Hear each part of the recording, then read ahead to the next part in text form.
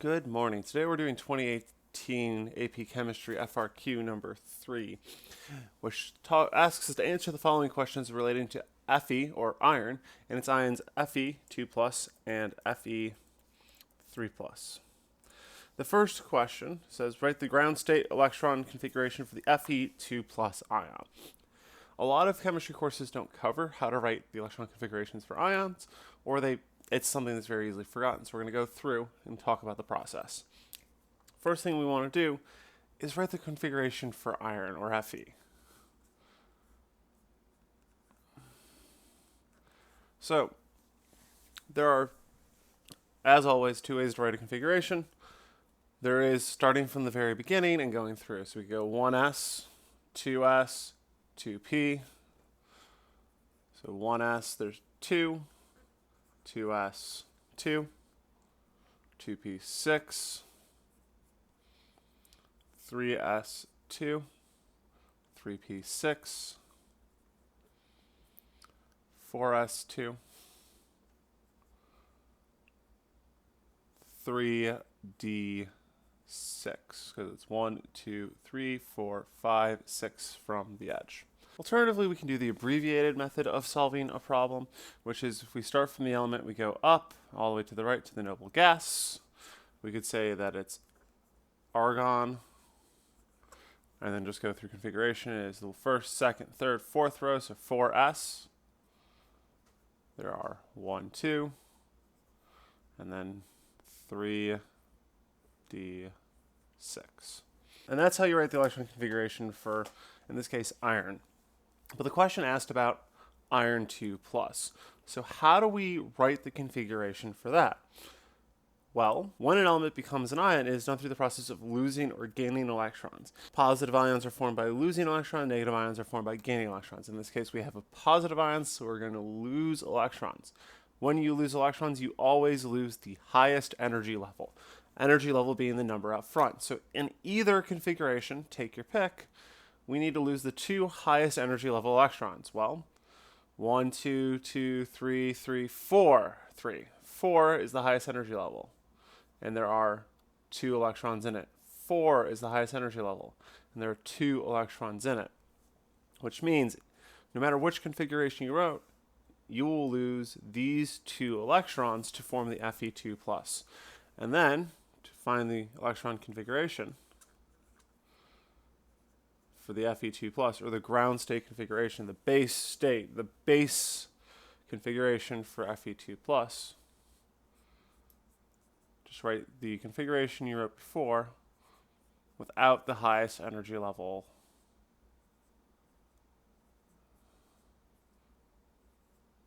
included.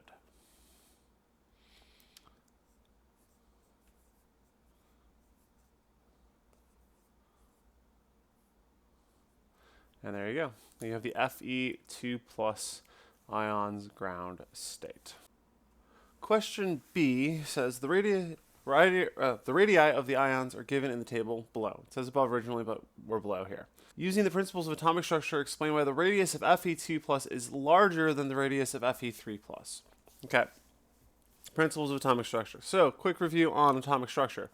In the center of every atom, there is a nucleus.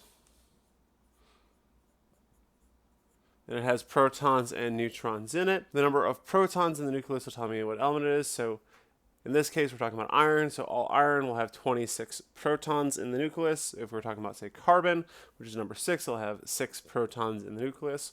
In addition, you have neutrons, which will space out the protons to stop the repulsive force between the positive charges from exploding the nucleus apart, over expanding. The number of neutrons you have plus the number of protons gives you the mass number and determines what isotope we're talking. Surrounding that is a cloud of electrons. We say cloud because where an electron isn't fixed into orbits. It is a probability. These brown dots represent the electron cloud surrounding the nucleus, where electrons are sorted in different energy levels. Higher energy electrons are generally farther away, closer to the edge where they're easier to pick off. So let's talk about this. We know that protons are positive and neutrons are neutral. And electrons are indeed negative, and we know that opposites attract, which is part of what Coulomb's law tells us, which we'll talk about in C. But what we need to address here is why the hell don't the electrons just collapse into the nucleus? What we need to address here is why the electrons don't just collapse into the nucleus. And that's because just like opposites attract, sames repel. These electrons are both negative. They don't want to be anywhere near each other. They're like north and north on a magnet. They want nothing to do. So they'll push away from each other. And the repulsion pushing off other electrons will help keep them separated. Now, this is entirely dependent on the number of electrons you have. If I start removing electrons, this is going to start shrinking. The fewer electrons I have, the fewer things there are to repel and keep away from the nucleus. If you want to think about this a slightly different way. In a neutral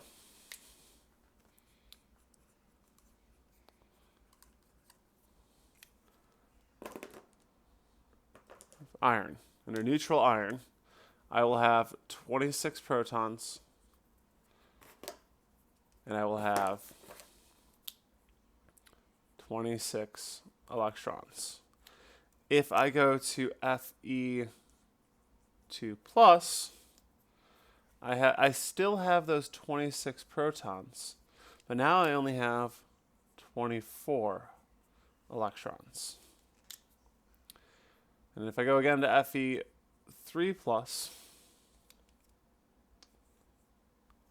I'll still have those 26 protons, but now I'll have 23 electrons. And in the game of tug of war, electrons want to spread out, be far away from each other, be spread and run wild. Protons want to pull everything in, be closer together. The more electrons you have, the more spread out you get. If I had a negative ion, this would be even wider spread out as the electrons start spreading and scattering more. But since I have a positive, the protons, which want to pull everything in, are going to make everything tighter. Now, that's a good way to understand it, but not what the AP exam is looking for. What you should be talking about is how both these ions have the same nuclear charge. They both have 26 protons, so that's the same. However, Fe3+ has fewer electrons, which means that the protons will be pulling harder on the electrons. Or, and this is probably more accurate, the greater number of electrons in the outermost shell of Fe2+ means that there's more repulsion between the electrons, which keeps them spread farther apart and giving it a larger radius. C says Fe ions interact more strongly with water molecules in an aqueous solution than Fe2 ions do. Give one reason for the stronger interaction and justify your answer using Coulomb's law. Coulomb's law. The big all end all thing of chemistry that we keep coming back to, whether or not we realize it. Coulomb's law is F, which is force, equals K Q1 Q2 over R squared, where K is a constant that never changes, Q is the charge of one particle, Q2 is the charge of the other particle, R squared is the distance between them.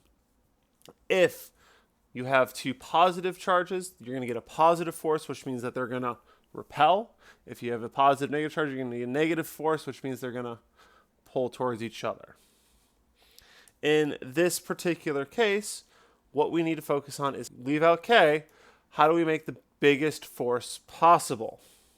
What this question is really answering is why does Fe3+ have a larger force than Fe2+ with water? Okay, let's write that restatement.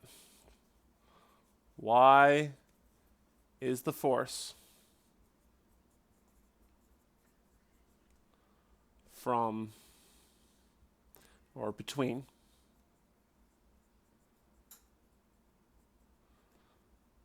Fe3 plus in water larger than Fe2 plus in water. And there are two ways you can go about this. They only want one answer, so pick whatever one makes sense to you. I personally would have given both, but that's not what they're actually asking for. First things first, Fe3 plus, that's 3. Fe2 plus, 2. 3 is bigger than 2. So because this is charges, Q1 and Q2 are charges, because Fe3 plus has a larger charge than Fe2 plus, it'll interact more strongly with the water. Done.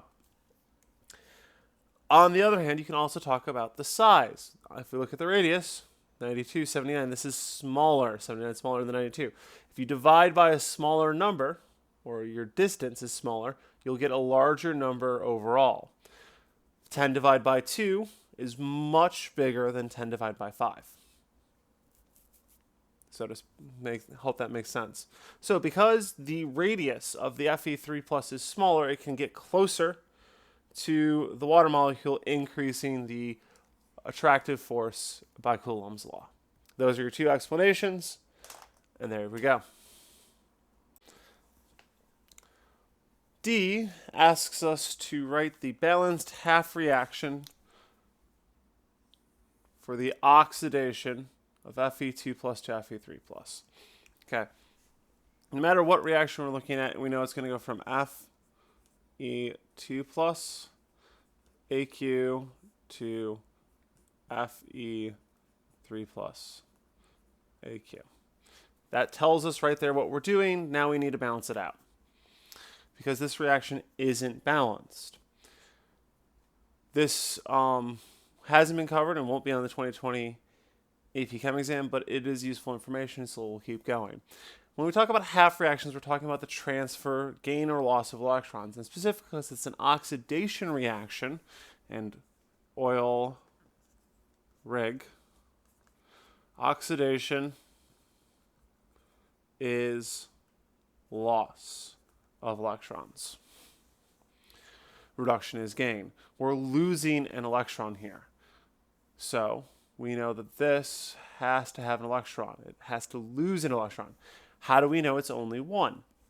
Well, there's this principle called conservation of charge, which states the charge on both sides of your chemical reaction has to add up to the same thing in order for it to be balanced. 2 positive is the same as 3 positive minus 1.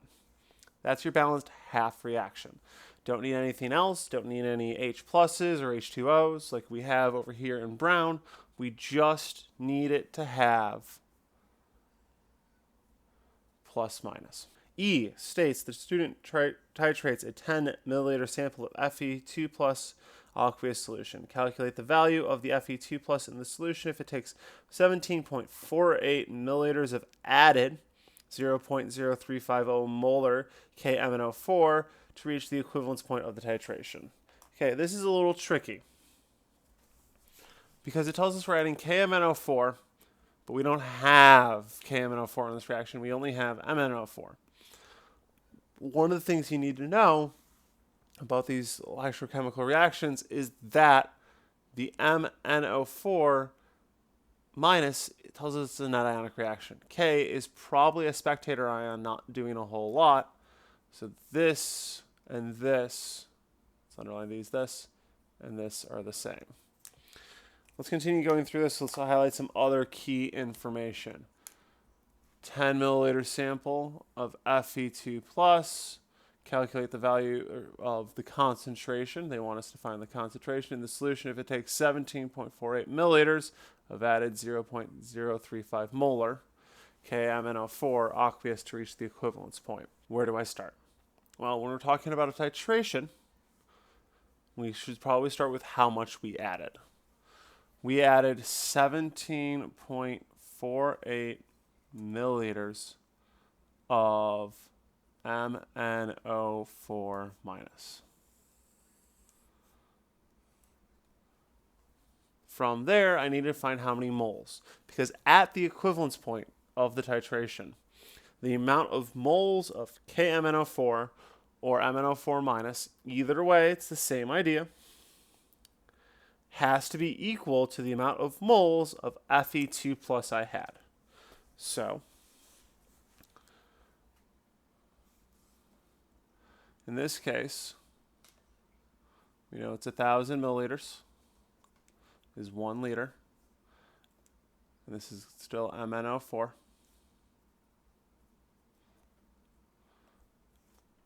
And in this case, it's 0.0350 molar, which means it's 0.0350 moles of MnO4 minus is the same as 1 liter of MnO4 minus.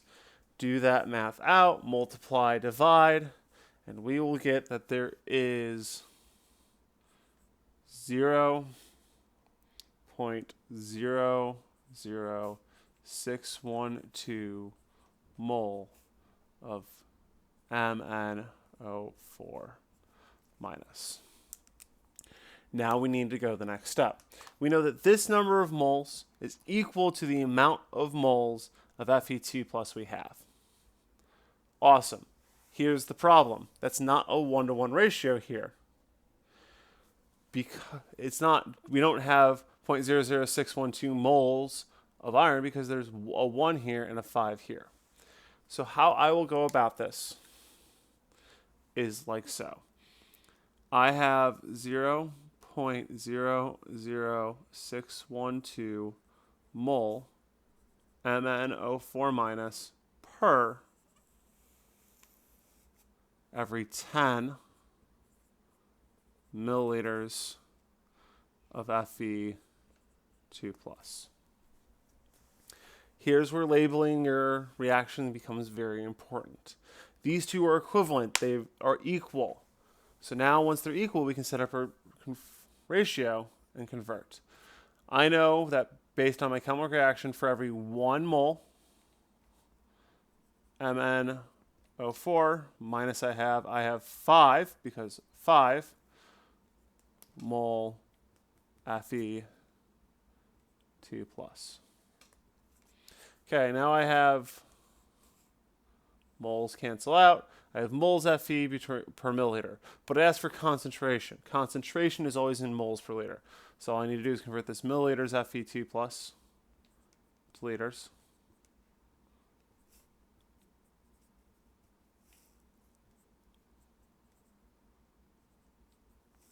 Milliliters cancels with milliliters, leaving me with liters.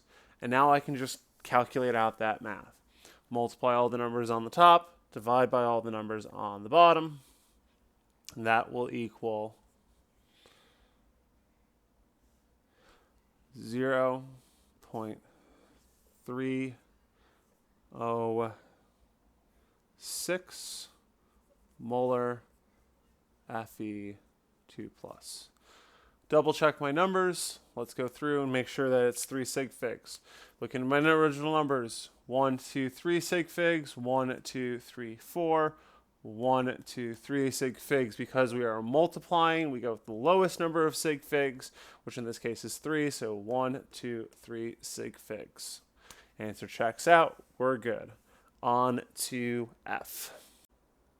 F comes after a little bit of detail. To deliver 10 milliliters of the sample of Fe2 plus aqueous solution in part E, the student has the choice of using one of the following pieces of glassware below. 25 milliliters of burette, 25 milliliter beaker, 25 milliliter graduated cylinder, 25 milliliter volumetric flask. Explain why the 25 milliliter volumetric flask would be a poor choice for delivering the required volume of the Fe2 plus solution. What this will come down to is knowing your glassware. A graduated cylinder looks something like this, and it has clear delineations between each line. This is a 250, but in a 25, you'd have a 3, a 5, a 7, and so on. A burette has individual readings for each milliliter. It's this what we use to do titrations. You could easily measure 10 milliliters. A beaker would look something like this. And if we're talking about a 25 milliliter, it's this one back here, and you have clear lines for 5, 10, 15, 20, 25. So you can easily do 10. The volumetric flask, however, is only designed to exactly measure 25 milliliters, and that is this specific red line here. There is no other markings, no other lines. there is no way to tell where that 10 milliliter mark is. So why is the volumetric flask a bad option? Because it doesn't tell you or doesn't have any delineations for where any other milliliter is besides 25. But ultimately, this question comes down to, do you know your glassware, yes or no? After we finish with F, it gives us a little section. In a separate experiment, a student is given a sample of powdered FES that contains an inert impurity, meaning that the inert impurity won't react with oxygen, or won't react. It isn't important. It's just there. It's taking up space. The student uses a procedure to oxidize the FES in the sample to Fe2O3S. The student collects the following data during the experiment. And the data is put in this little table. It tells you the mass of the Fe with the bad, inert, or contaminant is 6.724 grams. The mass of the FeO3S produced is 7.531. So effectively, by adding the oxygen, they were able to separate out the iron from the sample. G asks us to calculate the number of moles of Fe in the Fe2O3 solid produced. Okay, that's fairly easy. We have 7.531 grams of Fe2O3 for every 159.70 grams of Fe2O3. We get this from our periodic table, 2 Fe's, 3 oxygens. Oxygens are 16 each. Iron is 55.85 each. 55.85 times 2 plus 16 times 3 gives us 159.70 grams. This is 1 mole Fe2O3. And for every 1 mole Fe2O3, we have 2 mole of Fe. There we go. Simple and easy. Notice how one of the questions you might have is how to get the 2. Well, there's a 2 right here. For every 1 molecule of Fe2O3, there's 2 molecules of iron in it. So if I go through that process, I think about it, run through it a few times. Like, okay, if I can get the number of moles of Fe2O3, I can go 1 mole Fe2O3 is 2 moles iron. Regardless of how you get there, it tells us that there is 0.09431 moles of Fe. H asks us to calculate the percent mass of Fe in the original powdered sample of Fe with the impurity. So of the original sample, assuming that everything reacted and became oxidized, how much of it was actually Fe, what percentage? So we know how many moles of Fe we have, so we can go back, we can find how many grams that is. We can go, okay, 0.09431 mole Fe, and 1 mole Fe is 55.85 grams of Fe. That tells us in the original sample I should have had 5.267 grams of Fe. And there's 5.267 grams of Fe per 6.724 grams original, which tells us that we have 0.783,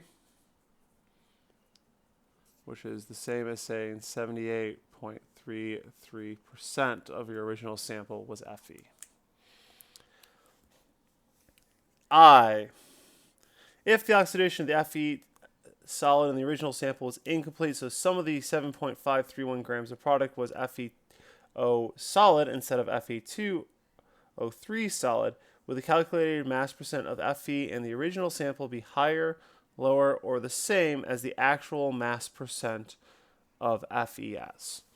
So we go through, we do this experiment, and some of our iron doesn't fully oxidize. Some of it is FeO.